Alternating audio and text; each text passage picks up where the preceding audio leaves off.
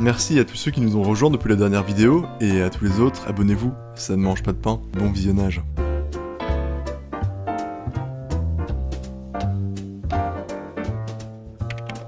Ah, c'est vous? Laissez-moi juste le temps de finir ma question. Ok, je suis à vous. Il nous arrive à tous d'essayer de se faire passer pour ce que l'on n'est pas.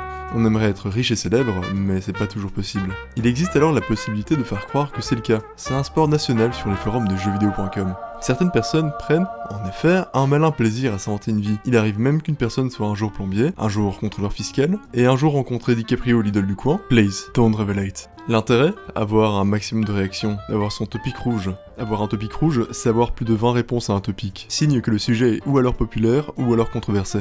Et plus un topic est de commentaires, plus celui-ci sera lu et déclenchera de nouvelles réactions. De plus, au-delà des mythomanes, un autre phénomène a fait son apparition depuis déjà quelques années. C'est ce qu'on appelle les petits bras du FN. Les petits bras du FN sont des gens qui agissent de concert avec le Rassemblement National pour propager leurs idées sur les forums de jeuxvideo.com. J'invente rien, ils sont pas les seuls à faire ça. Il est donc très tentant de s'inventer une identité sur ces forums. Récemment, plusieurs fakes se sont fait connaître sur jeuxvideo.com. Leur but? Attirer l'attention, parfois pour de viles raisons. Ces fakes ont d'ailleurs défrayé la chronique au point d'avoir même parfois impliqué la police. Et c'est justement pour ça que je vous en parle. Aujourd'hui, nous allons plus particulièrement évoquer le cas d'Arnaud, du Roux et d'Homme Mort. L'aimerait-elle toujours autant?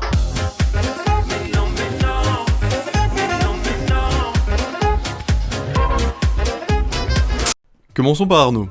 Arnaud, c'était en octobre de cette année. Après l'assassinat du professeur Samuel Paty, les réseaux sociaux étaient en feu. C'était évidemment le cas aussi pour les forums de jeuxvideo.com. Des centaines de topics étaient créés quotidiennement pour discuter de l'affaire. Globalement, les avis divergeaient sur cette histoire morbide. Or, il se trouve qu'un certain forumeur décide de poster la fameuse vidéo liée à cette affaire. Cet utilisateur a utilisé un VPN pour poster son message. Le problème d'un VPN, c'est que ça ne protège pas votre anonymat si la police désire vraiment vous retrouver.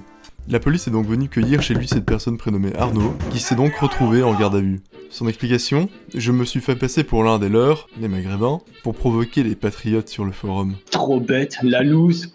Parlons du Roux à présent.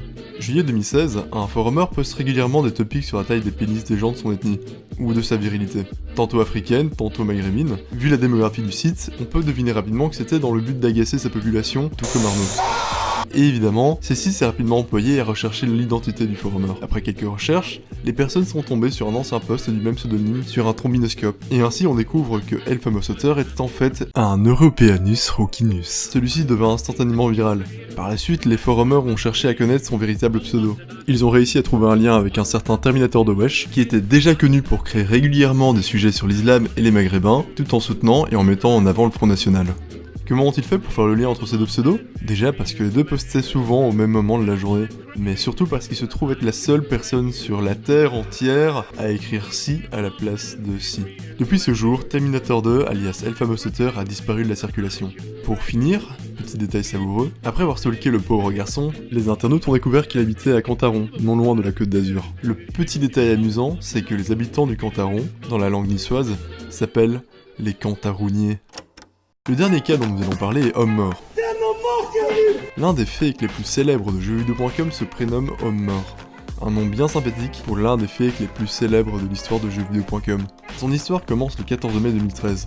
Il poste alors un topic sur le forum 18-25 ans, dans lequel il fait part de son intention de se suicider et de tuer un grand nombre de personnes dans la foulée, à cause du fait que sa famille l'a abandonné, qu'il n'ait pas de succès dans sa vie, etc. etc. Il précise qu'il compte utiliser le semi-automatique de son oncle et que vendredi, il va laisser une trace dans l'histoire. Bien sympathique, je vous le disais. Évidemment, personne ne le sait encore, mais cette personne s'est avérée être un troll qui voulait simplement avoir son topic rouge.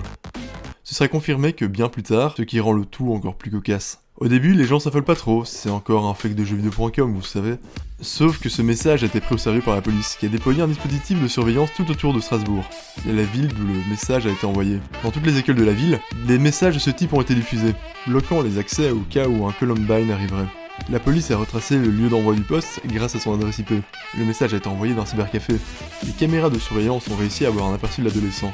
Mais comment est-ce que la police pourrait le retrouver? Gilbert, effectue un zoom sur l'ado. Ok, encore un peu. Super. Maintenant, tu dépixelises l'image comme dans les experts. Mais Gilbert, Ce ne serait pas un pull provenant de chez Jules? C'est ainsi que les policiers se sont rendus dans tous les Jules de Strasbourg en demandant la liste de tous les clients ayant acheté ce pull en particulier en payant par carte. Après avoir effectué de longs recoupements, ils retrouvèrent notre ado en manque de sensations. Celui-là même qui postait depuis sa chambre qu'il était en fuite pour l'Allemagne en traversant la frontière à l'est. Still fast as fuck, boy. Homme mort sera condamné pour divulgation de fausses informations dans le but de faire croire que des homicides vont être commis. L'intervention des policiers aura coûté 1 million d'euros à la collectivité de Strasbourg. Il devra donc s'excuser pour son troll pitoyable et devra effectuer 18 mois de travaux d'intérêt généraux, sous peine de se retrouver derrière les barreaux. Bon, pour aujourd'hui on va s'arrêter là. Ces histoires nous ont appris que n'importe qui peut se cacher derrière un pseudonyme et un avatar, qu'il est facile d'attiser la haine ou la peur dans le cœur des gens, que lorsqu'on en est réduit à ça, c'est qu'on est tombé bien bas. Le seul côté positif, c'est que lorsqu'ils se font attraper, on peut au moins bien se marrer.